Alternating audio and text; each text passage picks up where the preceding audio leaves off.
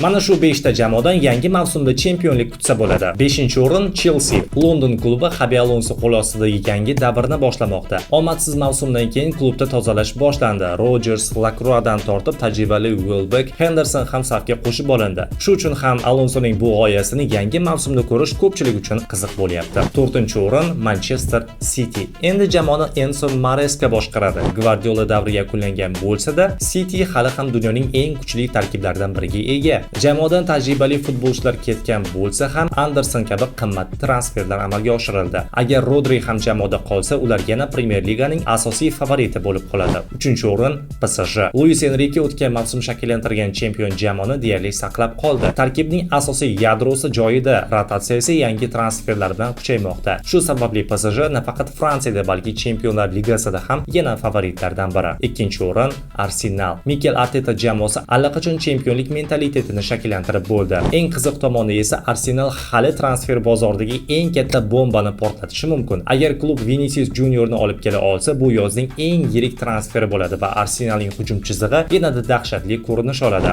1-o'rin Real Madrid. Bu yozning eng faol klublaridan biri aynan Madrid bo'lib turibdi. Jamoaga Jose Mourinho qaytdi. Tarkib esa Kanate, Cucurella, Dumfries, Bernardo Silva va Carlos Espe transferlari bilan yanada kuchaydi. Bundan tashqari klub Rodrini ham olib kelishga harakat qilyapti. Agar bu transfer ham o'xshab qolsa, Real Madridning tarkibi so'nggi 20 yildagi eng kuchli tarkiblardan biriga ega bo'ladi. Qaysidir jamoa qolib ketganini bilaman. Buni siz izohlarda yozib qoldiring. Eng so'nggi yangiliklarni esa sahifamda kuzatib boring.